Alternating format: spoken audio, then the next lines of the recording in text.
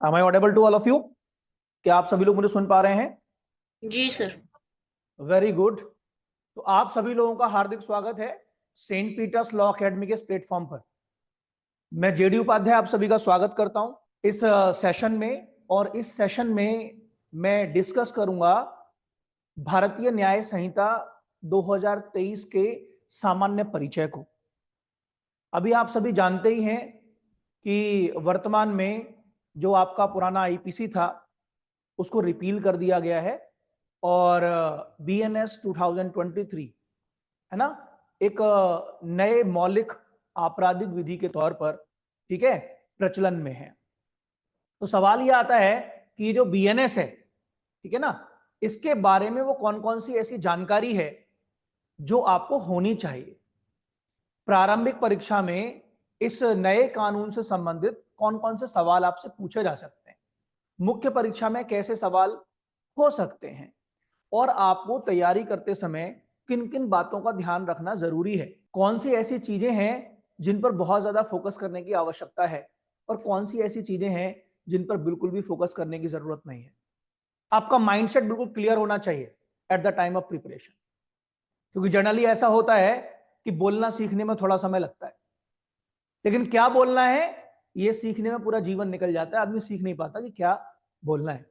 ठीक उसी तरह पढ़ना सीखने में, लिखना सीखने में कुछ समय लगता है, लेकिन सही तरीके से कैसे पढ़ा जाता है, सही तरीके से कैसे लिखा जाता है, इसे सीखने में समय लगता है।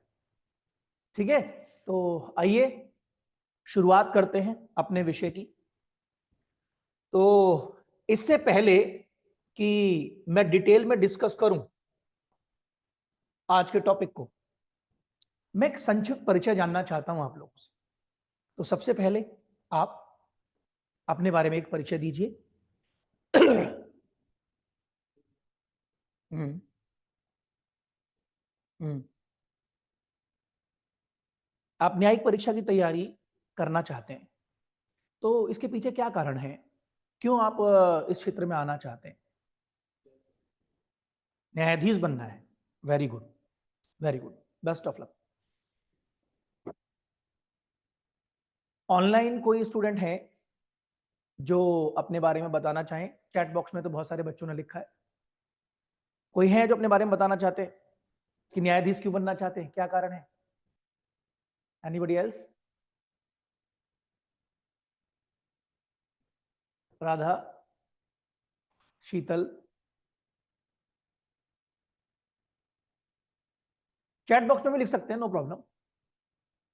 एक स्टूडेंट ने लिखा है कि सर मेरे फादर भी जो है जुडिशियल सर्विसेज में है, तो इसीलिए मेरा माइंडसेट भी इसी तरफ है। वेरी गुड, बिल्कुल अच्छी बात है। एटमॉस्फेयर से ही बहुत सारी चीजें मिलती है। तो देखिए, मैं दोबारा से आपको बता दूं कि जब तक हमें किसी चीज के बारे में बेसिक इंफॉर्मेशन नहीं होती है, तब तक आप डिटेल में उसके बारे में नहीं जान सकते। ठीक है, ठीक उसी तरह जैसे एक नया लॉ आपके सामने है, नाम है उसका बीएनएस 2023, है ना, तो आपको इसकी बेसिक नॉलेज होना जरूरी है, तब जाकर आप इसके स्पेसिफिक प्रोविजंस को समझ पाएंगे। तो आइए शुरुआत करते हैं। तो आज का जो विषय है उसका नाम है भारतीय न्याय संहिता 2023, और इंग्लिश में इसको बोलते हैं बीएनएस 2023। अब सवाल ये आता है कि ये 2023 में ये जो न्यू लॉ आया, ठीक है, इसका सामान्य परिचय क्या है?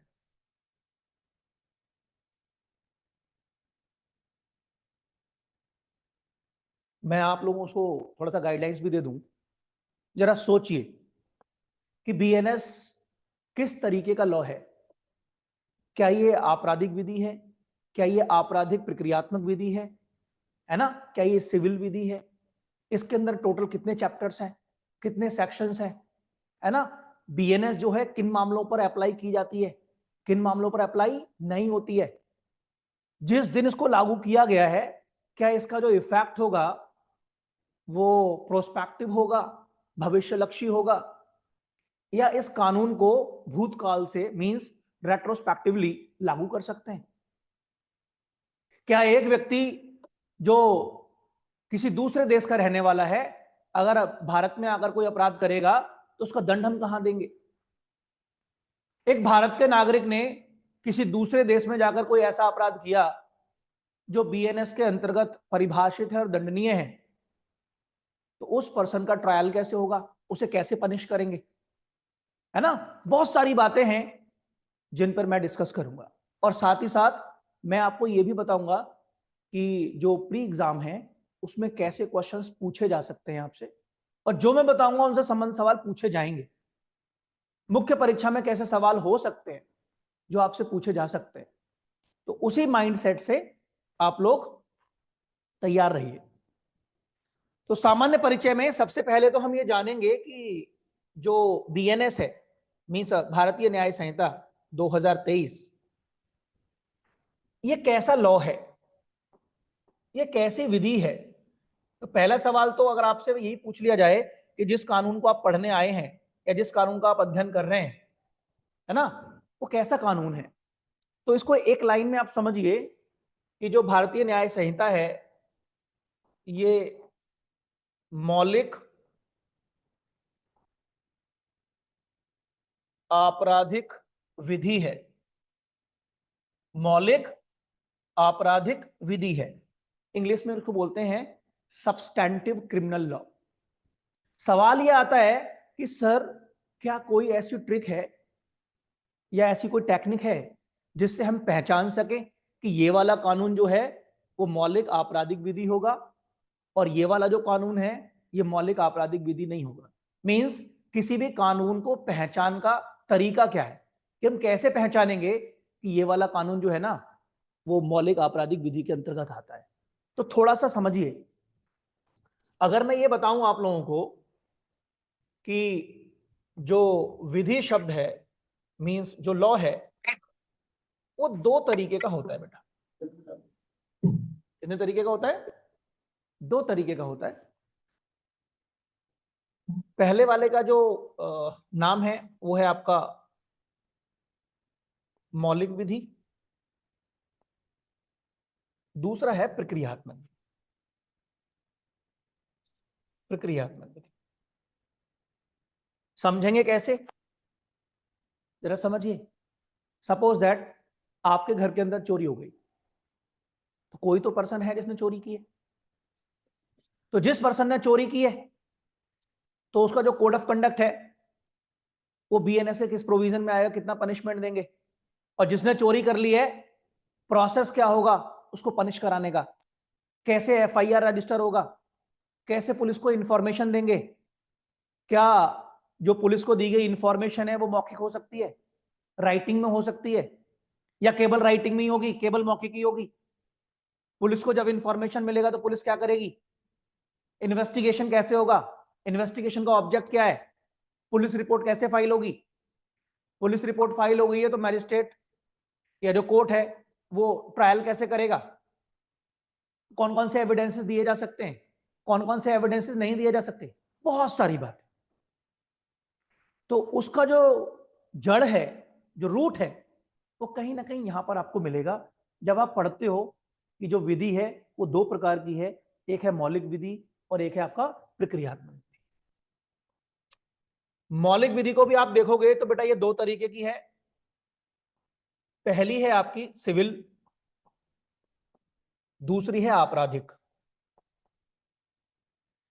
अब यहां पर मैं आपको ये बताने जा रहा हूं कि किसी भी कानून को आप कैसे पहचानोगे कि वो सिविल है या वो आपका क्रिमिनल है।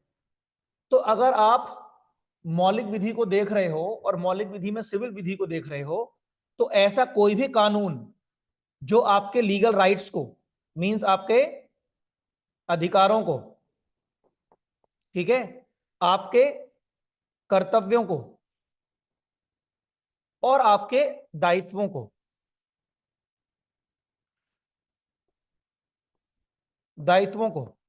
ठीक है, बताता है। तो कोई भी ऐसा कानून है जो आपके लीगल राइट्स को बता रहा है, लीगल ड्यूटीज को बता रहा है, और ड्यूटीज का जब आप वॉयलेशन करेंगे तो आपकी लाइबिलिटीज को बता रहा है, तो ऐसा हर कानून मौलिक रूप से सिविल विधि होगा। इसका एग्जाम्पल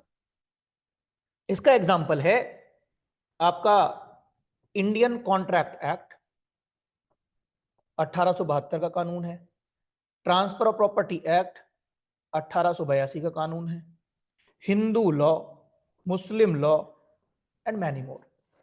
अगर मैं आपसे पूछूं कि अगर आपने कॉन्ट्रैक्ट किया है किसी व्यक्ति के साथ में, तो जो कॉन्ट्रैक्चुअल पार्टीज हैं उनके आपस में राइट्स क्या होंगे, आपस में ड्यूटीज क्या होंगी, उनकी लाइबिलिटीज क्या होंगी, कौन सा कानून बताएगा हमको? Indian contract act. तो इंडियन कॉन्ट्रैक्ट एक्ट 1872 का अगर हम विश्लेषण करें कि भाई ये कैसा कानून है, तो आप सभी इस बात को लेकर कि भाई इसमें अधिकारों के बारे में बात की गई है, इसमें कर्तव्यों के बारे में बात की गई है, इसमें दायित्व की बात की गई है, तो ये कानून कैसा होगा? मौलिक रूप से सिविल विधि होगा। तो मौलिक रूप से सिविल विधि को पहचानने का तरीका यही है कि आप देखिए क्या उसमें लीगल राइट्स, लीगल ड्यूटीज के बारे में बात है। अगर है तो मान के चलिए वो कैसा लॉ है? सब्सटेंटिव सिविल लॉ है, मींस मौलिक सिविल विधि है। दूसरी तरफ अगर हम देखें कि आपराधिक विधि को अगर पहचानना हो तो कैसे पहचानेंगे? अगर कोई मौलिक रूप से आपराधिक विधि है तो कैसे पहचानेंगे? तो उसका तरीका यह है कि जो आपराधिक विधि है वो आपका अपराध को क्या कर रही है? परिभाषित कर रही है और उसके लिए दंड की व्यवस्था कर रही है। तो कोई भी कानून जो किसी ऑफेंस को डिफाइन करता है, किसी अपराध को परिभाषित करता है और उसके लिए दंड की व्यवस्था करता है, तो ऐसा प्रत्येक कानून जो होता है वो मौलिक रूप से आपराधिक विधि होता है। फॉर एग्जाम्पल, जैसे आपका पुराना कानून था आईपीसी। कौन सा था? आईपीसी। अब सवाल आता है कि आईपीसी कैसा लॉ था? तो कैसा लॉ था? मौलिक रूप से आपराधिक। क्यों? क्योंकि यह अपराधों को परिभाषित करता था और उसके लिए दंड की व्यवस्था करता था। कैसे? अगर मैं ये कहूं कि भाई देखो, चोरी नाम का जो अपराध है वो कहां परिभाषित था आईपीसी में, तो आप सब बताएंगे सर आईपीसी की धारा 378 में चोरी की परिभाषा दी गई थी और वहीं पर आईपीसी में धारा 379 के अंदर चोरी का पनिशमेंट दिया गया था। तो इस तरीके से आप पहचान सकते हो कि एक प्रोविजन में उसका डेफिनेशन है, दूसरे प्रोविजन में उस ऑफेंस का पनिशमेंट है। तो इससे आप पहचान कर सकते हो कि जो आईपीसी है वो कैसा लॉ है? आपराधिक विधि है, लेकिन मौलिक रूप से आपराधिक विधि है, यानी कि सब्सटेंटिव क्रिमिनल लॉ है। साथ ही साथ जिस विषय को हम लोग पढ़ रहे हैं, हम सबको पता है कि आईपीसी को अब रिपील कर दिया गया और रिपील करने वाले कानून का नाम क्या है? बीएनएस 2023, भारतीय न्याय संहिता 2023। अब सवाल आता है कि इस कानून की प्रकृति क्या है, ये कैसा कानून है? तो माय डियर स्टूडेंट्स, इस कानून के अंदर भी जो अपराध हैं, है ना, जो ऑफेंसेस हैं, ठीक है, उनको क्या किया गया है? परिभाषित किया गया है और उनके लिए दंड की व्यवस्था की गई है।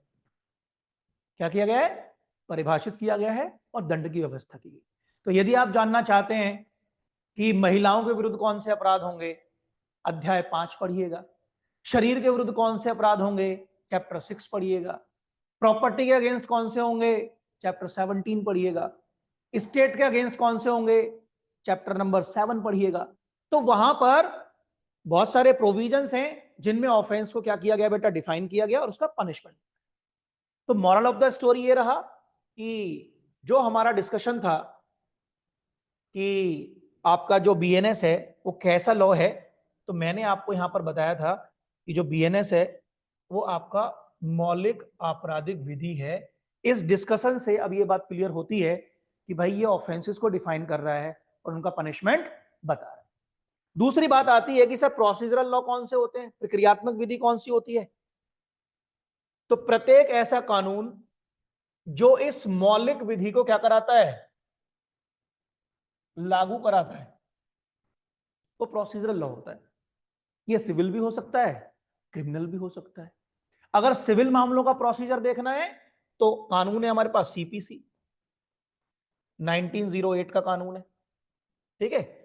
अगर आप क्रिमिनल का प्रोसीजर देखना चाहते हैं तो हमारे पास पहले था क्या, सीआरपीसी, जिसको रिप्लेस करके बना दिया हमने क्या, बीएनएसएस 2023, और इंडियन एविडेंस एक्ट, जो कि पहले एविडेंस के मामले में प्रोसीजर था, जिसको अब हमने समाप्त कर दिया और न्यू कानून बना दिया बीएसए 2023। ठीक है, तो इस तरीके से देखा जाए तो हमारे पास सीपीसी सिविल के लिए प्रोसीजर है, बीएनएसएस क्रिमिनल के लिए प्रोसीजर है, और बीएसए एक ऐसा प्रोसीजर है जो क्रिमिनल में भी काम करता है, जो सिविल में भी काम करता है।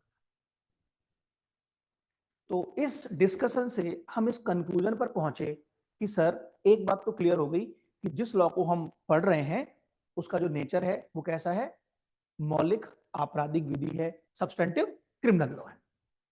मूविंग फॉरवर्ड, अब दूसरा सवाल यहीं पर बनता है कि सर ये जो लॉ है ना, उसका नाम क्या है?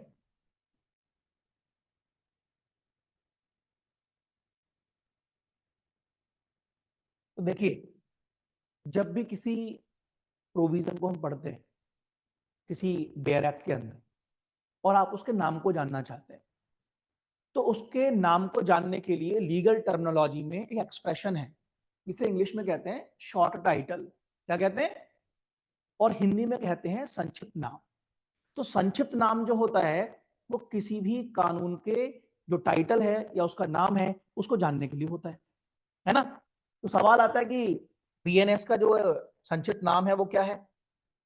तो हिंदी में इसको कहते हैं भारतीय न्याय संहिता 2023, और इंग्लिश में कहा जाता है द भारतीय न्याय संहिता 2023।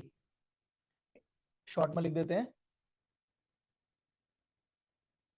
तो दो बातें क्लियर हो गई कि इस कानून का भी बारे में पता चल गया हमको, और दूसरा इसका नाम भी पता चल गया। तीसरी सबसे महत्वपूर्ण बात यह है कि सर ये जो लॉ है ये किसने बनाया? क्या जिसने ये कानून बनाया उसको कानून बनाने की शक्ति थी? अगर थी तो हमको बताइए कि किसने कानून बनाया था और उसकी पावर कहां थी। तो नेक्स्ट क्वेश्चन बनता है हमारा अधिनियमन। अधिनियमन इंग्लिश में बोलते हैं बेटा इस बात को इनैक्टमेंट, और इसको हम गठन भी कहते हैं, और इसको हम राष्ट्रपति या फिर अगर कोई ऐसा कानून है जो राज्य के विधानमंडल ने बनाया है तो राज्यपाल के द्वारा हस्ताक्षर किए जाने की तिथि भी बोलते हैं। ठीक है, तो सवाल ये आया कि इस कानून का गठन किसने किया, इस कानून का अधिनियमन किसने किया, किसने इस कानून को बनाया? तो देखो यहां पर समझने वाली बात यह है कि जो भारत है, ठीक है, तो भारत के अंदर क्या है कि हमने ना एक सर्वोच्च कानून रखा है जिसका नाम है संविधान, मींस भारत का संविधान। और कानून बनाने की जो शक्ति है, हमने क्या काम किया है, भारतीय संविधान के अनुच्छेद 245 से लेकर 255 तक रखी है, और यहां हमने बताया है कि कानून का निर्माण कौन कर सकता है। ध्यान से समझिएगा इस बात, बहुत ही महत्वपूर्ण बात है, बहुत ही महत्वपूर्ण डिस्कशन है। तो जब हम बात करते हैं कि भारत में हमारा एक सर्वोच्च कानून है, इसको सुप्रीमा लेक्स बोलते हैं, जिसका नाम है कॉन्स्टिट्यूशन ऑफ इंडिया, उसके आर्टिकल 245 से लेकर 255 तक हमने क्या काम किया है, कानून निर्माण करने की जो शक्तियां हैं या जो प्रावधान है उनके बारे में उपबंध किए। आर्टिकल 245 से लेकर 255 तक बताया गया है कि भाई देखो, केंद्र और राज्य में, इसमें केंद्र और राज्य में कानून बनाने के बारे में जो शक्तियां होंगी वो क्या क्या होंगी। केंद्र कितना कानून बना पाएगा, किन किन विषयों तक बना पाएगा, है ना, और उसकी सीमा क्या होगी। अगर राज्य के विधानमंडल ने कोई कानून बनाया है तो उसका विस्तार क्या होगा। तो यहां पर समझने वाली बात है कि जब हम बात करते हैं संविधान के अंदर कानून निर्माण की, तो कानून निर्माण की शक्ति कहीं ना कहीं किस पे दिख रही है हमें, केंद्र के पास या फिर राज्य के पास। तो यहीं पर एक आर्टिकल है 245 जो ये कहता है कि भाई देखो, जो संसद है वो पूरे भारत के लिए कानून बना सकती है या उसके किसी भाग के लिए कानून बना सकती है। साथ ही साथ राज्य का जो विधानमंडल है वो अपने पूरे राज्य के लिए या उसके किसी भाग के लिए क्या बना सकता है, कानून बना सकता है। तो कहीं ना कहीं आर्टिकल 245 में विस्तार बता दिया कि आप कानून का निर्माण कहां तक कर पाओगे, सीमा क्या होगी। तो संसद के लिए क्या सीमा दे दी, पूरे भारत के लिए या उसके किसी भाग के लिए। और राज्य के विधानमंडल ने क्या दिया कि पूरे राज्य के लिए या उसके किसी भाग के लिए। लेकिन साथ ही साथ वहां पर आपको पढ़ाया जाता है डॉक्ट्रिन ऑफ टेरिटोरियल नेक्सस, राज्य क्षेत्रातीत का सिद्धांत। वो ये कहता है कि भाई हमारी संसद के पास ऐसी भी शक्ति है कि अगर उसने कोई कानून बनाया है तो उसका जो विस्तार होगा, जो एक्सटेंशन होगा, वो भारत के बाहर भी लागू हो सकता है अगर भारत का जो कानून है उसका और जिस स्थान पर वो अपराध घटित हुआ है जो भारत के बाहर है उसमें कोई कनेक्शन है, उसमें कोई नेक्सस है, उसमें कोई संबंध है। तो भारत की संसद के द्वारा बनाया गया कानून उस स्थान पर भी लागू हो जाएगा चाहे बेशक ऐसा स्थान भारत के अंदर ना हो, सीमाओं से बाहर हो।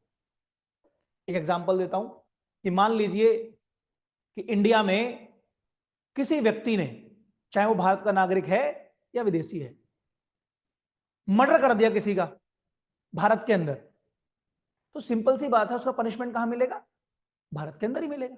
लेकिन जरा सोचो, भारत का सिटीजन है और उसने जाकर अमेरिका में किसी का मर्डर कर दिया, तो मर्डर कहां हुआ, अमेरिका में। क्या अमेरिका भारतीय राज्य क्षेत्र का हिस्सा है, तो इसका उत्तर है नहीं। अपराध हुआ कहां पर, अमेरिका में। करने वाला कौन है, भारत का व्यक्ति, भारत का नागरिक। तो कहीं ना कहीं जिस स्थान पर अपराध हुआ और जिस व्यक्ति ने किया, तो हमारा कनेक्शन उसके साथ बन गया, स्थान के साथ। कनेक्शन क्या था कि भारतीय नागरिक जो है ना अमेरिका में उस स्थान पर क्या है, एक्टिव है, उसने अपराध किया है। इसीलिए हमारा जो बीएनएस है वो उसके उस कोड ऑफ कंडक्ट को पनिश करेगा जो आपके मर्डर की डेफिनेशन में आता है, और जो भी प्रिस्क्राइब पनिशमेंट है वो उसको मिलेगा। यह नहीं कहा जा सकता कि ऐसे मामले में हमारी बीएनएस अप्लाई नहीं होगी।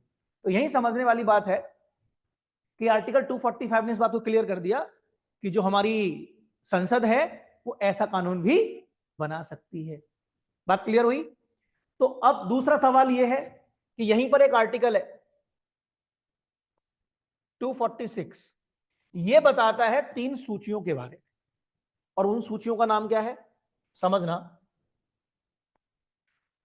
संघ सूची, आपका समवर्ती सूची, और एक है राज्य सूची। हालांकि इन शब्दों का प्रयोग किया गया है लेकिन इनके अंदर विषय कौन कौन से हैं वो आर्टिकल 246 में नहीं बताया गया। वो बताया गया है आपका 7वीं अनुसूची के अंदर। भारतीय संविधान में 12 अनुसूचियां हैं। अब सवाल यह आया कि आर्टिकल 246 ये कह रहा है कि संघ सूची में जो विषय हैं उन पर कानून बनाएगा कौन, संसद। समवर्ती सूची पर जो विषय हैं उस पर कानून कौन बनाएगा, तो संसद भी बना सकती है और राज्य का विधानमंडल भी बना सकता है। लेकिन राज्य सूची में जो विषय हैं उन पर राज्य का विधानमंडल कानून बनाएगा। हालांकि कुछ आपवादिक दशाएं ऐसी भी हैं कि राज्य सूची के विषय पर हमारी जो संसद है वो भी कानून बना सकती है। लेकिन सवाल ये आता है कि ये कब बना सकती है, तो ये भारतीय संविधान का विषय है, हम उस तरफ नहीं जाएंगे। हम तो केवल ये देखेंगे कि जिस कानून की हम स्टडी कर रहे हैं वो इन तीनों सूचियों में से किस सूची पे आता है और इस पर कानून कौन बना सकता है। तो मैं आपकी जानकारी के लिए बता दूं कि जब आप दंड विधान की बात करते हो, दंड विधि की बात, किसकी बात करते हो, दंड विधान की या दंड विधि की, तो जो दंड विधि का कॉन्सेप्ट है वो आपका समवर्ती सूची का विषय है। किसका विषय है, समवर्ती सूची का।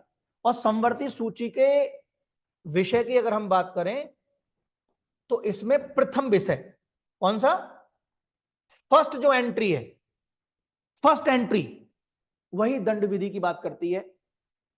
समवर्ती सूची खोलिएगा कॉन्स्टिट्यूशन के अंदर जाकर और देखिएगा कि क्या समवर्ती सूची का पहला विषय दंड विधि है, तो आपको मिल जाएगा हाँ दंड विधि है।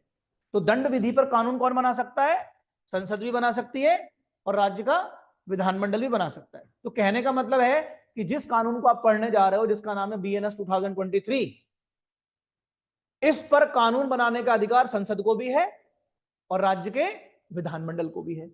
तो पहला हमने फाइंड आउट कर लिया कि शक्ति किसके पास है, दोनों के पास है। तो इस शक्ति का प्रयोग करते हुए आपका जो संसद थी उसने कानून बनाया। तो अब मैं आपको बताऊं कि इस कानून का गठन किसने किया। इस कानून का गठन किया संसद ने। किसने किया, संसद ने। अब संसद को देखेंगे तो कॉन्स्टिट्यूशन में आर्टिकल है 79 और यह कहता है कि संसद के अंदर 2 सदन होंगे और जो राष्ट्रपति हैं वो होंगे। 2 सदनों में पहले सदन का नाम लोकसभा, दूसरे का नाम राज्यसभा और तीसरे आपके राष्ट्रपति। तो आर्टिकल 79 के बेसिस पर हम देखें तो जो संसद है वो 2 सदनों के साथ साथ जो राष्ट्रपति होंगे, है ना, इनसे मिलकर बनेगी। अब सवाल यह आया कि ये हम क्यों डिस्कस कर रहे हैं। तो इसके डिस्कशन के पीछे कारण है क्योंकि आपको प्री में क्वेश्चन यहां से पूछा जा सकता है। क्योंकि हम बात कर रहे हैं किसी गठन की, तो पहले तो यही पता होना चाहिए कि इस कानून का निर्माण करने की शक्ति किसके पास है। हमने निकाल लिया, संसद के पास है और राज्य के विधानमंडल के पास है। दूसरी बात आती है कि किस डेट को यह कानून बनाया गया, किस डेट को इस कानून का निर्माण किया गया, गठन किया गया। तो यहीं पर समझने वाली बात है कि जिस कानून को हम पढ़ रहे हैं BNS को, तो 20 दिसंबर 2023 को लोकसभा से यह पास हुआ। अगले ही दिन 21 दिसंबर 2023 को राज्यसभा से पास हुआ।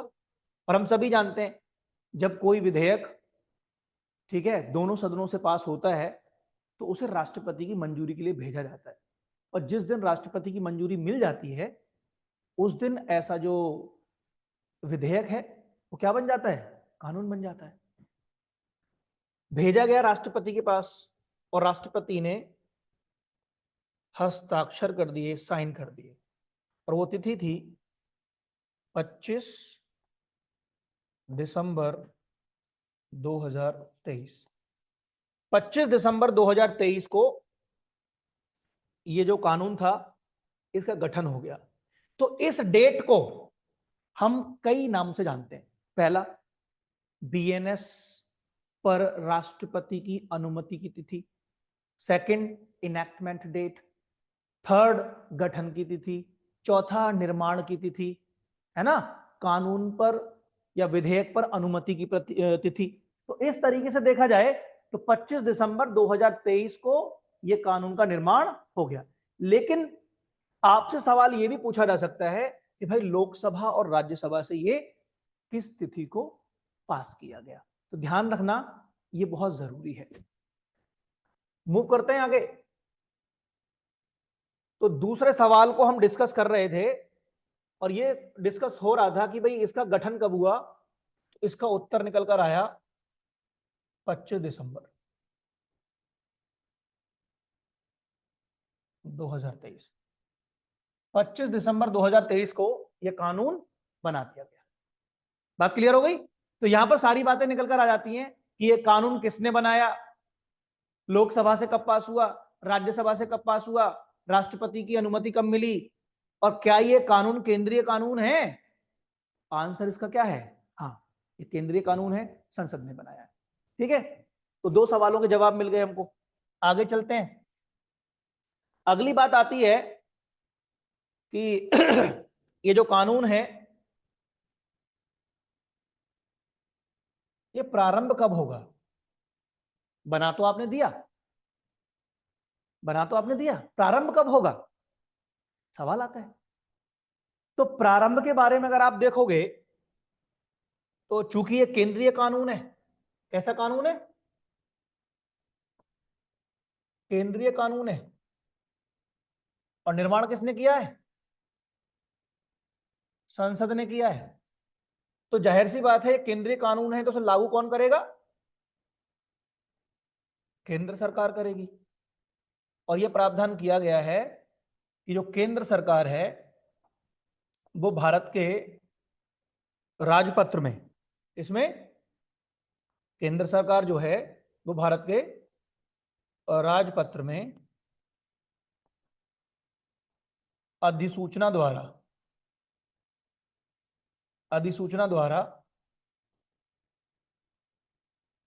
जो तिथि है उसे क्या कर सकती है?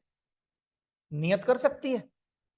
तो यहीं पर समझने वाली बात है, अगर हम इस कानून के प्रारंभ होने की बात करेंगे कि भाई किस दिन से हम इसे लागू करेंगे, तो चूंकि ये संसद ने बनाया है, केंद्रीय कानून है, तो केंद्र सरकार को ये शक्ति दी गई कि भाई आप क्या काम करो, भारत के राजपत्र में एक अधिसूचना जारी कर दो, और उस अधिसूचना के माध्यम से, है ना, वो कौन सी तिथि होगी या वो कौन सी तिथियां होंगी, वो कौन कौन सी भिन्न भिन्न तिथियां होंगी, है ना, जिन पर आप इस बीएनएस को प्रारंभ कर पाओगे, है ना, इसे लागू कर पाओगे। तो केंद्र सरकार ने क्या काम किया? राजपत्र में अधिसूचना निकाली 23 फरवरी 2024 को, यानी कि जो अधिसूचना जारी की गई वो 23 फरवरी 2024 को जारी की गई, और एक तिथि निर्धारित कर दी गई जिसका नाम है 1 जुलाई 2024। तो 1 जुलाई 2024 से इस कानून को प्रारंभ कर दिया गया। तो ये कानून प्रारंभ हुआ 1 जुलाई 2024 से। कहने का तात्पर्य केवल इतना सा है कि आपको यह भी सवाल पूछा जा सकता है कि भाई ये जो कानून है ना, ये कब लागू किया गया, लागू होने की तिथि कौन सी है? तो लागू होने की तिथि कौन सी है? 1 जुलाई 2024, ध्यान रखना। और नोटिफिकेशन कब आया? 23 फरवरी 2024। हस्ताक्षर कब हुए? 25 दिसंबर 2023, यानी कि क्रिसमस वाले दिन, याद रख सकते हो, है ना। अब सवाल यह आया कि सर कि अगर केंद्रीय कानून है तो केंद्र सरकार को शक्ति कहां दी गई है? तो आप धारा पढ़िएगा बीएनएस का 1 और उसका सबसेक्शन पढ़ना आप 2। तो सेक्शन नंबर 1 में और उसके क्लॉज 2 में पावर किसको दी गई है? केंद्र सरकार को, कि केंद्र सरकार इस कानून को लागू कर सकती है। लेकिन एक छोटी बात और है जो आपको यहां पर सवाल बनता है, वो ये है कि आपका जो बीएनएस है वो आपका 1 जुलाई 2024 को तो लागू कर दिया गया, परंतु जो बीएनएस की धारा है 106 की उपधारा 2, इसको लागू नहीं किया गया।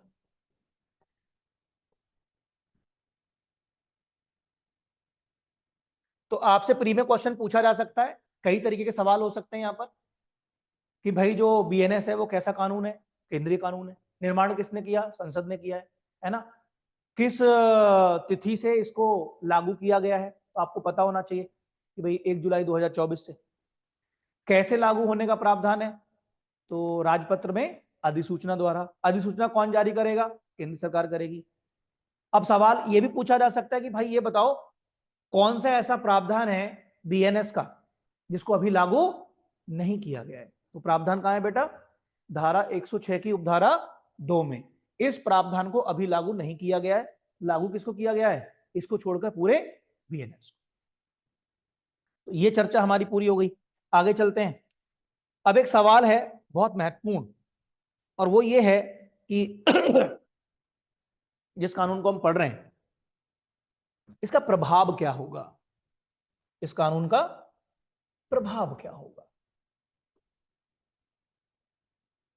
इस विषय को बड़े ध्यान से समझना। कोई भी कानून होता है ना, जो हम उसका गठन करते हैं और उसे लागू करते हैं, तो सवाल यह आता है कि जिस तिथि से हमने इसको लागू किया है, क्या भविष्य में होने वाले जो अपराध होंगे उन पर यह लागू होगा, या उसका जो प्रारंभ होगा या जो प्रवर्तन होगा वो ऐसे अपराधों पर भी हो सकता है जो उस तिथि से पहले हो गए।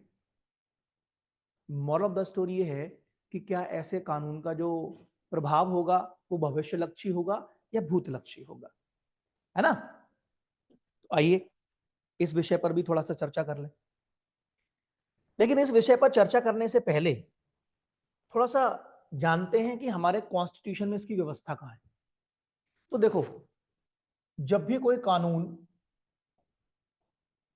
का निर्माण होता है, तो जब भी कानून निर्माण होगा, तो मैंने आपको बताया कि कानून निर्माण आपका संसद भी कर सकती है, और कौन कर सकता है बेटा, राज्य का विधानमंडल भी कर सकता है। शक्ति कहां पर है, मैंने आपको आर्टिकल 245, 246, है ना, और 7वीं अनुसूची आदि आदि बातें बताई। अब सवाल यह आया कि संसद हो या राज्य का विधानमंडल हो, जब भी वो किसी कानून को बना रहा है तो उस कानून का प्रभाव क्या देगा, उस कानून का प्रभाव क्या दे सकता है, क्या भविष्यलक्षी दे सकता है या भूतलक्षी दे सकता है। तो यहां पर समझने वाली बात, यहां समझने वाली बात यह है कि जब कानून की बात होगी तो कानून यहां पर हम देख रहे हैं दो तरीके से। पहला कानून कौन सा है, मौलिक विधि। दूसरा कौन सा है, प्रक्रियात्मक विधि। ठीक है, मौलिक विधि भी दो तरीके की है, एक है सिविल, एक है आपका आपराधिक। अब यहां पर समझने वाली बात यह है कि जब कानून का निर्माण होगा तो निर्माण करने के लिए दो हमने रखे हुए हैं, संसद और राज्य का विधानमंडल। अब ये किसी भी कानून का जो प्रभाव होगा, क्या ये भविष्यलक्षी दे सकते हैं या भूतलक्षी दे सकते हैं। तो यहां पर आपको समझने की आवश्यकता है कि संसद और आपका जो राज्य का विधानमंडल है, जब वो किसी कानून का निर्माण करते हैं तो वो स्वतंत्र हैं कि उस कानून को वो भूतलक्षी प्रभाव दे दें या भविष्यलक्षी प्रभाव। परंतु ये जो उनकी शक्ति है ये एब्सोल्यूट नहीं है, उनकी इस शक्ति पर एक नियंत्रण है, एक कंट्रोल है, एक सीमा है। और ऐसी सीमा दी हुई है अनुच्छेद 20 में। अनुच्छेद 20 के 3 भाग हैं। पहला है 20(1), दूसरा है 20(2) और तीसरा है 20(3). हमारा जो फोकस है वो है 20(1) पर, और यहां लिखा है कार्योत्तर विधियों से संरक्षण।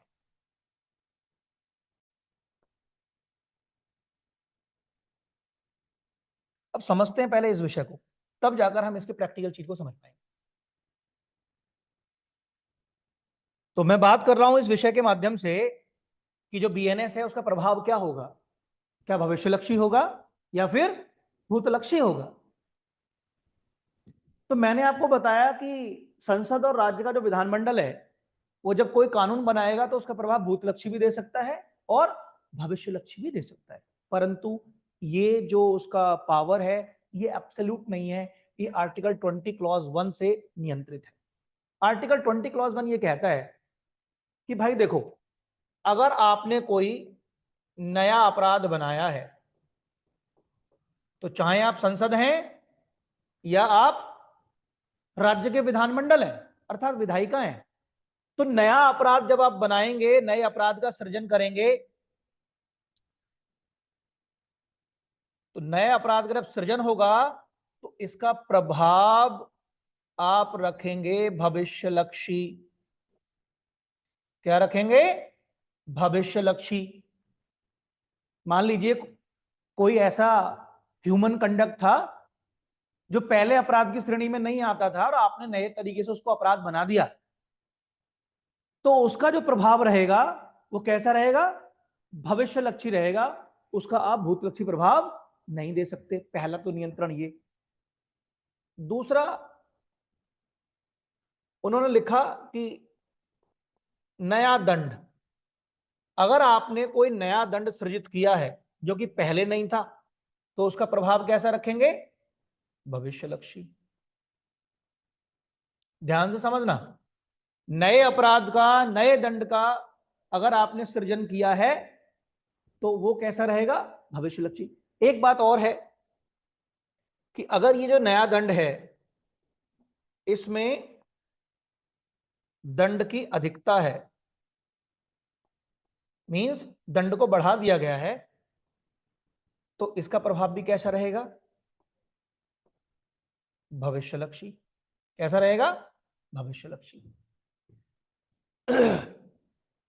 तो यहां पर समझने वाली बात केवल इतनी रही कि आर्टिकल 20 क्लॉज 1 ने ये जो तीनों बातें कही हैं, ये किसके रेफरेंस में कही हैं? आपराधिक विधि के रेफरेंस में कही हैं। कहने का तात्पर्य यह हुआ कि अगर आपराधिक विधि के अंतर्गत, और जिसमें मैं बात कर रहा हूं आपराधिक मौलिक विधि की, जिसमें आपने अपराधों को परिभाषित किया और उसके लिए दंड का प्रावधान किया, तो अगर आपने उसमें कोई नया अपराध बनाया तो आप भविष्य काल से ही लागू कर पाओगे। दंड बढ़ाया तो उसे भी भविष्य काल से ही लागू कर पाओगे। नया दंड जोड़ा जो कि पहले नहीं था, उसे भी कब कर पाओगे? भविष्य काल से। पर इसका एक अपवाद है। इसका अपवाद क्या है? मैं यहां लिख देता हूं,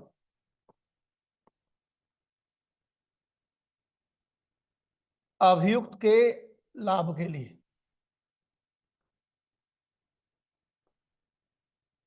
लाभकारी प्रावधान। इसका एक्सेप्शन एक है कि अगर अभियुक्त के लाभ के लिए अगर आपने कोई लाभकारी प्रावधान किया है, बेनिफिशियरी लॉ बनाया है, तो ये भूतलक्षी हो सकता है। तो अभियुक्त के बेनिफिट के लिए अगर आप कोई काम कर रहे हैं तो ये भूतलक्षी हो सकता है। अन्यथा की स्थिति में अगर ये तीन स्थितियां हैं तो ये कानून कैसा होगा? भविष्यलक्षी ही होगा। लेकिन ये बात किसकी है? केवल आपराधिक मौलिक विधि की है। लेकिन जब हम बात करेंगे सिविल की, ध्यान से समझ लेना, सिविल की, तो कोई ऐसी विधि जो आपके लीगल राइट, लीगल ड्यूटी और लाइबिलिटी की बात करती है, तो इसका प्रभाव विधायिका जो है वो भूतलक्षी भी दे सकती है और कैसा दे सकती है? भविष्यलक्षी भी दे सकती है। यहां पर विधायिका स्वतंत्र है। लेकिन आर्टिकल 20 क्लॉज 1 के बेसिस पे जब आप मौलिक आपराधिक विधि का निर्माण करेंगे तो आपको इन तीनों चीजों का ध्यान रखना पड़ेगा। इनका प्रभाव आपको भविष्यलक्षी ही देना पड़ेगा। अगर नहीं दिया तो इस पर रिट फाइल हो जाएगी और ऐसा कानून अनकॉन्स्टिट्यूशनल हो जाएगा। तो कहीं ना कहीं आपके आर्टिकल 20 क्लॉज 1 में संरक्षित किए गए मौलिक अधिकार का हनन होता है। ठीक है बेटा, तो ये बड़ी बात आपको समझ में आई। अब इस बात को समझाने के लिए और डिटेल में समझने के लिए मैं कुछ एग्जांपल देता हूं। समझिए, एग्जांपल्स ये हैं, जैसे फर्स्ट एग्जांपल है, हम लेते हैं आईपीसी में। हम सबको पता है कि आईपीसी कैसा लॉ था? जल्दी बताइए। मौलिक आपराधिक विधि। क्यों? क्योंकि ये अपराधों कर रहा है क्या? परिभाषित, और अपराध का बता रहा है क्या? दंड। अब मान लीजिए आईपीसी में क्या हुआ, जो विधायिका है उसने ना एक संशोधन किया, और संशोधन किया 1986 में। ध्यान से समझना, बहुत महत्वपूर्ण विषय। और आपका आईपीसी कब का है? 1860 का। 1860 में हमने कानून बनाया था। 1986 में एक संशोधन किया गया बेटा, और इस संशोधन के माध्यम से 1986 में एक नया अपराध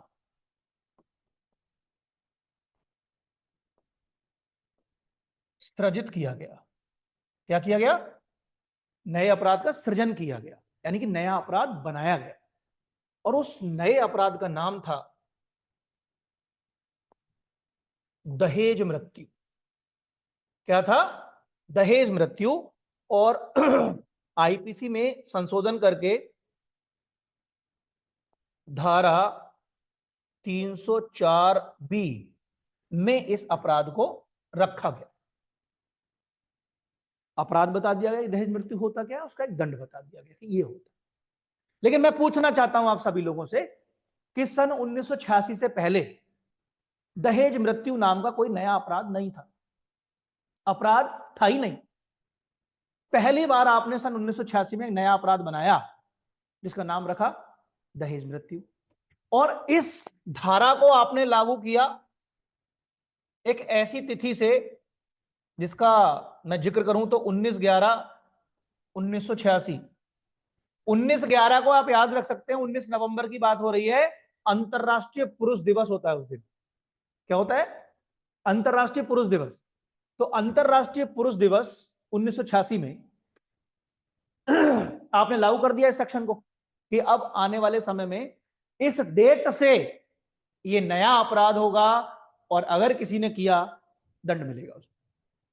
मैं आपसे पूछना चाहता हूं कि इसका प्रभाव क्या होना चाहिए बेटा? भूतलक्षी होना चाहिए, भविष्यलक्षी? बताओ। इसे हम 19/11/1986 की तिथि से आने वाले समय में लागू करेंगे या ये 1985, 1980, 1950 वाले कार्यों पे भी लागू हो सकता है? तो इसका सही जवाब है हाँ जी, भविष्यलक्षी। क्यों? क्योंकि सर ये जो है एक नए अपराध का सृजन कर रहा है। और अभी हमने पीछे पढ़ा था कि अगर नए अपराध का सृजन हुआ है तो वो भविष्यलक्षी ही होगा। देखो यहां हमने पढ़ा था, अभी क्या पढ़ा था? नया अपराध का सृजन किया तो प्रभाव क्या होगा? भविष्यलक्षी। तो बेटा समझने वाली बात है कि धारा 304 बी जब लागू की गई थी 19/11/1986 में, तो 19/11/1986 से पहले वाले जो कार्य थे उन पर यह कानून लागू नहीं किया गया था। और इसका प्रभाव कैसा था बेटा? भविष्यलक्षी था। आगे हम मूव करेंगे एक और एग्जांपल के साथ।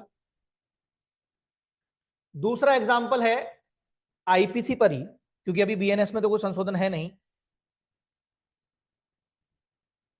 दूसरा है कि आईपीसी में एक संशोधन हुआ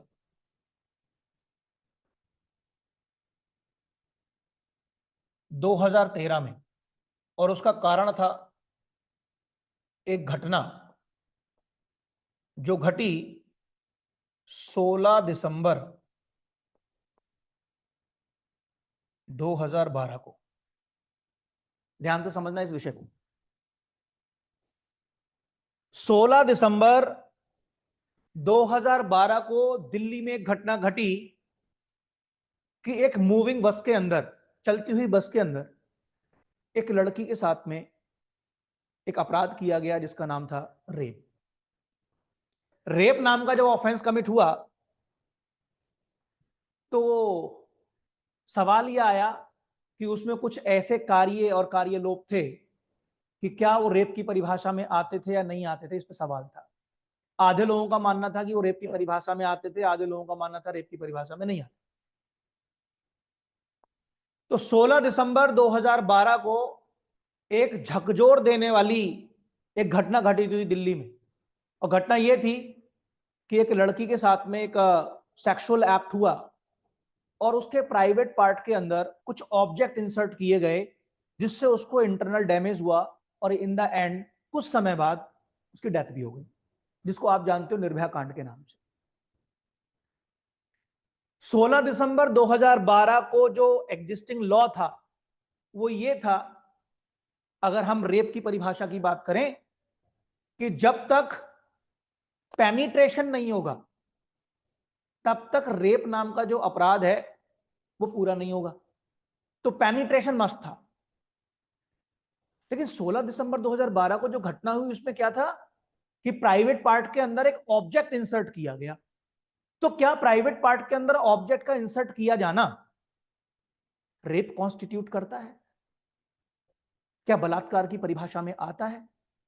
तो उस समय 16 दिसंबर 2012 को जो धारा 375 थी आईपीसी की और 376 थी, तो 375 में ऐसी कोई बात लिखी हुई नहीं थी, क्योंकि ये रेप की डेफिनेशन बताती, और वो ये कहती थी कि जब तक पेनिट्रेशन नहीं होगा, लिंग का प्रवेशन नहीं होगा वजाइना के अंदर, तब तक रेप कॉन्स्टिट्यूट नहीं होगा।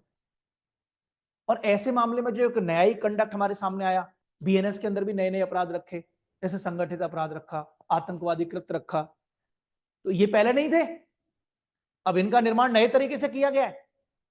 तो इनका जो प्रभाव होगा बेटा वो कैसा होगा? भविष्यलक्षी होगा, भूतलक्षी नहीं होगा। अगर भूतलक्षी प्रभाव दे दें ऐसे कानूनों का, तो कोई भी विधायिका क्या काम करेगी? कानून बनाएगी, भूतकाल से लागू कर देगी और किसी को भी ज्यादा से ज्यादा दंड दे देगी। और ऐसे में कहीं ना कहीं आर्टिकल 20 क्लॉज 1 का वायलेशन होगा कॉन्स्टिट्यूशन का, आर्टिकल 21 का वायलेशन होगा, 14 का वायलेशन, जिसको हम गोल्डन ट्रायंगल कहते हैं। ठीक, ये बात हुई। इसके बाद कुछ छोटी छोटी बातें हैं, है ना, जैसे जो बीएनएस है इसमें कुल अध्याय कितने हैं, कुल धाराएं कितनी हैं, कुल धाराओं के बाद इसका अधिनियम संख्यांक कितना है। तो कुल अध्याय की बात करेंगे तो इसमें मैक्सिमम चैप्टर्स हैं वो हैं 20, कुल धाराएं हैं 358 और इसका अधिनियम संख्यांक है 2023 का 45वां। अगर इसकी तुलना अगर हम करें आईपीसी के साथ में, तो आईपीसी में 23 चैप्टर हुआ करते थे, 511 धाराएं होती थीं और उसका एक्ट नंबर 45 था 1860 का। ये बातें आईपीसी की हैं और ये बातें बीएनएस की हैं। ठीक है, तो ये कुछ बेसिक बातें हैं जो आपको जानना चाहिए। और एक छोटी बात और है, वो ये है कि संवैधानिक उपबंध कहाँ है इसका। तो मैंने आपको बताया कि ये समवर्ती सूची का विषय है, और समवर्ती सूची में विषय नंबर कौन सा है, एंट्री नंबर कौन सा है? विषय है 1, एंट्री नंबर 1। तो कॉन्स्टिट्यूशन में जाना, 7वीं अनुसूची खोलना, और 7वीं अनुसूची के बाद जो पहली एंट्री आपको मिलेगी वो मिलेगी किसकी? दंड विधि। अब यहीं पर सवाल बनता है कि सर प्री में कैसे कैसे क्वेश्चन पूछे जा सकते हैं, मुख्य परीक्षा में कैसे कैसे सवाल हो सकते हैं। तो अगर उसका भी आइडिया लग जाए तो बहुत अच्छा हो, क्योंकि जो हमने पढ़ा है क्या ये एग्जाम में पूछा जा सकता है? अगर पूछा जा सकता है तो किस तरीके से। तो आइए शुरुआत करते हैं कि प्रारंभिक परीक्षा में किस तरीके से सवाल हो सकते हैं और जो हम लोगों ने अभी पढ़ा है वो कितना यूजफुल हो सकता है। मुख्य परीक्षा में कैसे कैसे सवाल पूछे जाते हैं, हमको कैसे लिखना होता है ना। तो आइए डिस्कस करते हैं। तो देखिए आपकी स्क्रीन पर एक क्वेश्चन आ रहा है और क्वेश्चन में लिखा गया है और आपसे पूछा गया है कि भारतीय न्याय संहिता 2023 में शामिल हैं, 4 ऑप्शन है आपके पास कि जो बीएनएस है उसमें कितने चैप्टर्स हैं, कितनी सेक्शंस हैं, ये सही जवाब आपको देना है। तो अगर आपने ठीक से पढ़ा है तो आप उसका सही जवाब दे सकते हो। मैं आपसे जानना चाहता हूं उसका सही जवाब, बताइए सही जवाब क्या है। आप लोग भी बता सकते हो उसका सही जवाब, चैट बॉक्स में भी लिख सकते हो, माइक ऑन करके भी अपनी बात को कह सकते हो, क्योंकि सेंट पीटर्स लॉ एकेडमी आपको ये लिबर्टी देता है कि आप इंटरेक्टिव रहिए। Anybody else? D sir. D, अच्छा आपने बताया, ललित ने बताया डी। Yes please. बी, और कोई? सी है सर। सी है। तो जरा देखो अभी हमने जो डिस्कस किया उसमें क्या डिस्कस किया था, इधर आके देखते हैं हम लोग। मैंने बताया था कि कुल चैप्टर कितने हैं? 20। कुल सेक्शंस कितनी है? 358। इसी पर आधारित आपसे एक सवाल पूछ लिया गया कि भाई जरा मुझे बताओ कि बीएनएस के अंदर कितने चैप्टर्स हैं, कितनी सेक्शंस हैं। तो सिंपल सी बात है, कितने चैप्टर्स बताए थे? 20। कितने सेक्शन बताए थे? 358। अब जरा मैच करो, कहां पर मिल रहा है हमको ये? हाँ, सी में 20 अध्याय हैं और 358 धाराएं हैं, तो सी इज करेक्ट। और जो हमारा जब हम इसको अटेम्प्ट करेंगे तो सी पर हम क्या करेंगे? सर्किल करेंगे। ठीक है, चलो नेक्स्ट वन, नेक्स्ट क्वेश्चन।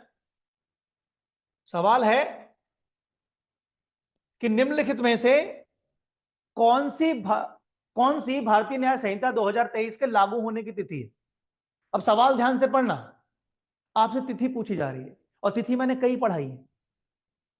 हस्ताक्षर करने की तिथि, लागू होने की तिथि, अधिसूचना जारी करने की तिथि। तो यहां सवाल पूछा जा रहा है कि बीएनएस के लागू होने की तिथि बताइए।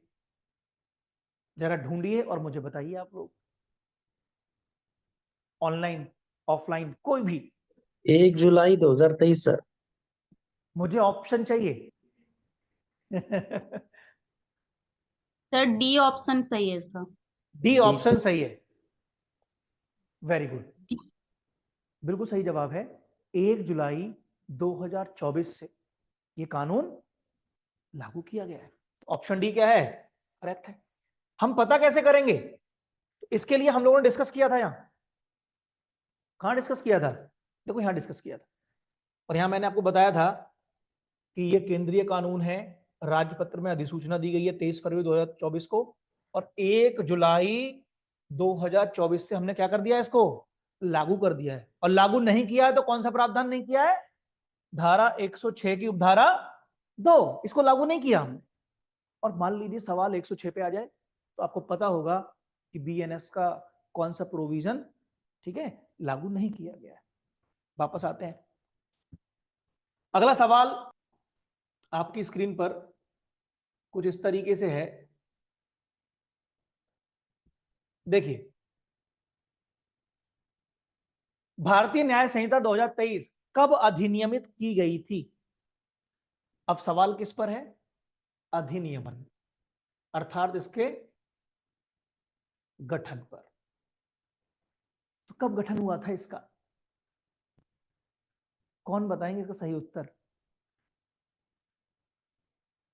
हस्ताक्षर कब हुए थे? ललित, राधा, रिदिका, कमल, हनुमंत। सर 1 जुलाई 2023। 1 जुलाई 2023 जी।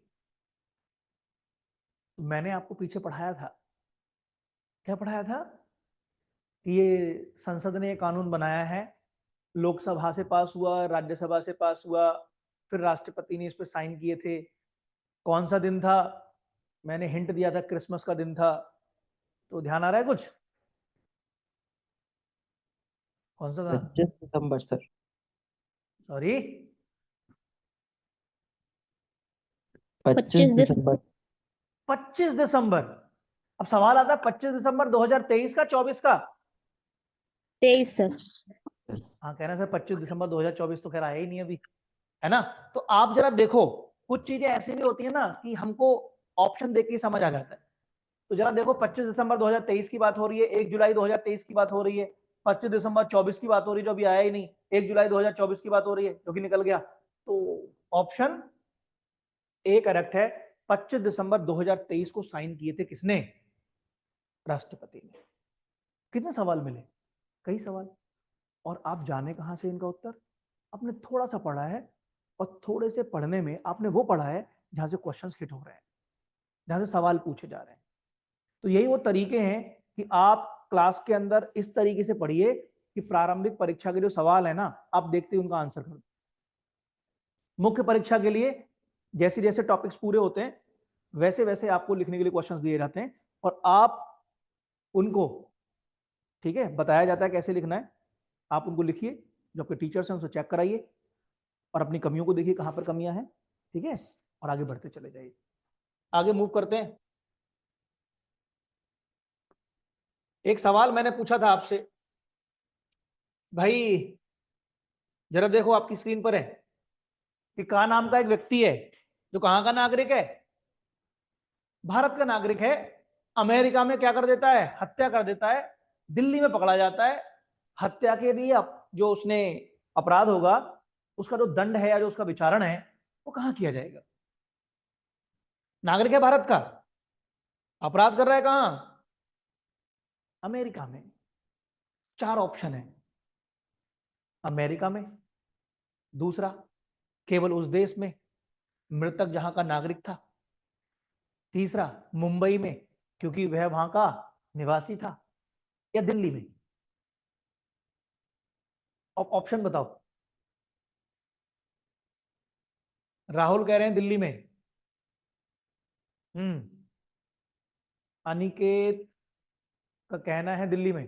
अच्छा, दिल्ली में तो क्यों, मुंबई में क्यों नहीं? तो पढ़ाते हुए मैंने इसका जवाब दिया था जी, ए अमेरिका में। और गौरव, ललित, राधा, बताओ भाई।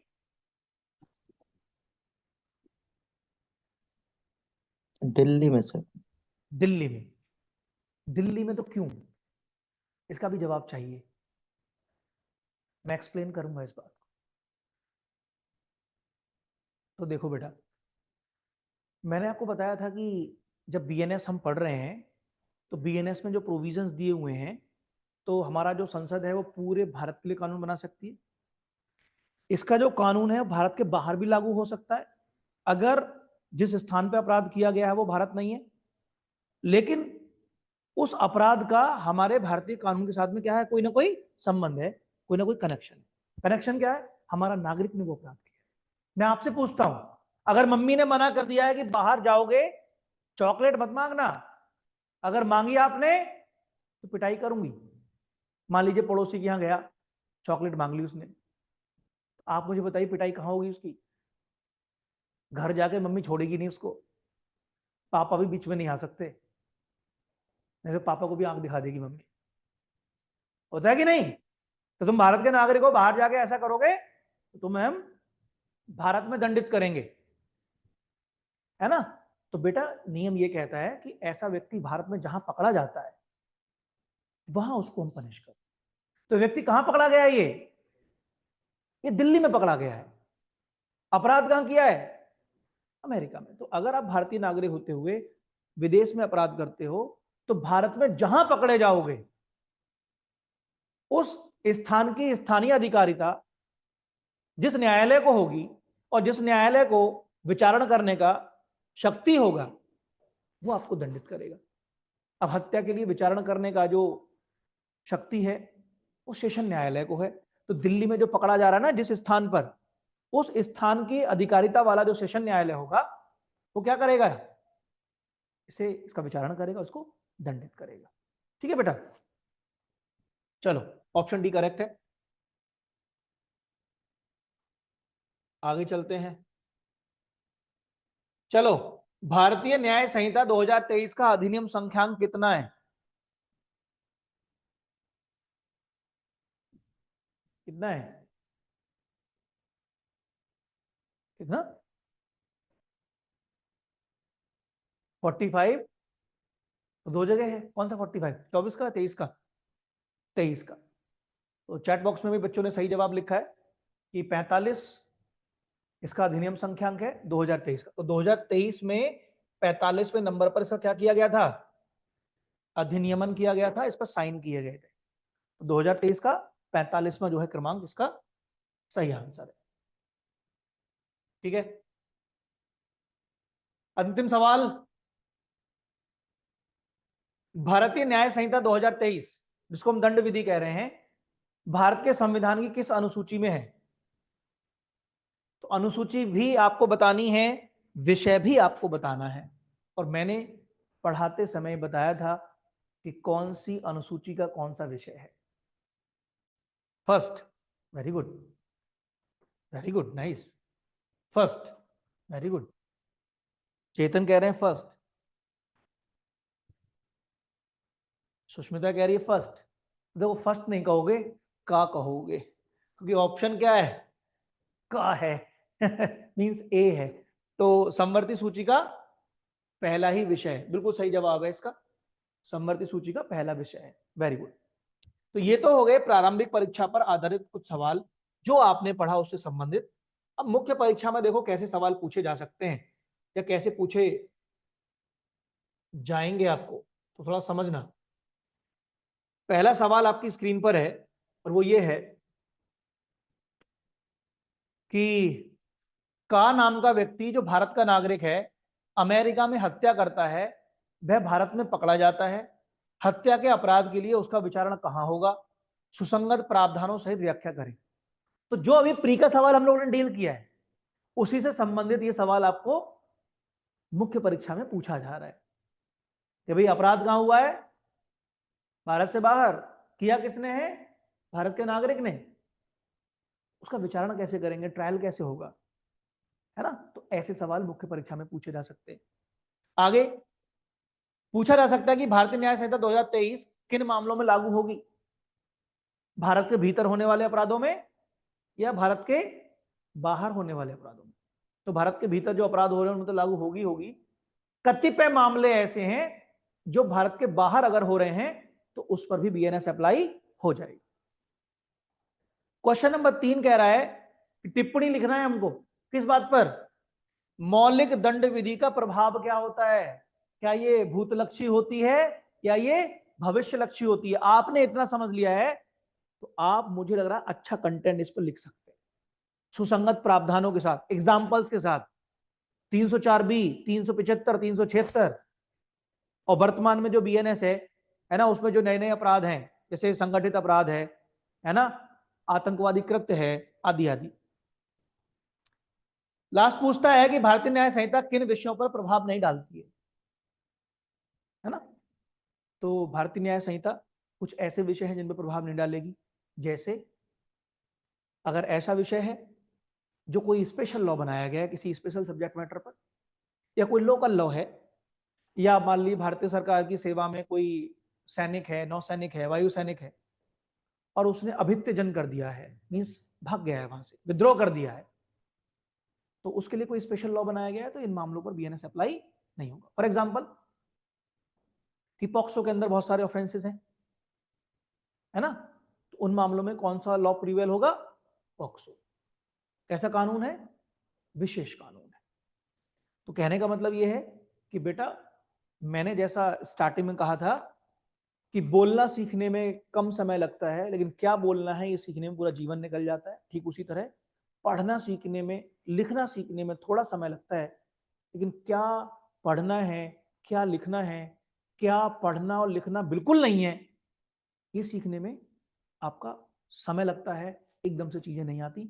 और इस प्लेटफॉर्म पर हम आपको बताएंगे कि कौन कौन सी ऐसी चीजें हैं जिनका ध्यान आपको प्रारंभिक परीक्षा में रखना है, कौन से ऐसी चीजें हैं जिनका ध्यान मुख्य परीक्षा में रखना है, और कैसे कम समय के अंदर आपको अपनी परीक्षा को अच्छे तरीके से आप उसकी तैयारी कर सकते हैं, उसे क्वालिफाई करके निकाल सकते हैं। तो आई होप कि आप लोगों ने इस सेशन को बहुत एंजॉय किया होगा और बहुत सारी बातें सेंट पीटर्स लॉ अकेडमी के इस प्लेटफॉर्म से आपको मिली होंगी। ठीक है, thank you very much, thank you for joining Saint Peter's Law academy.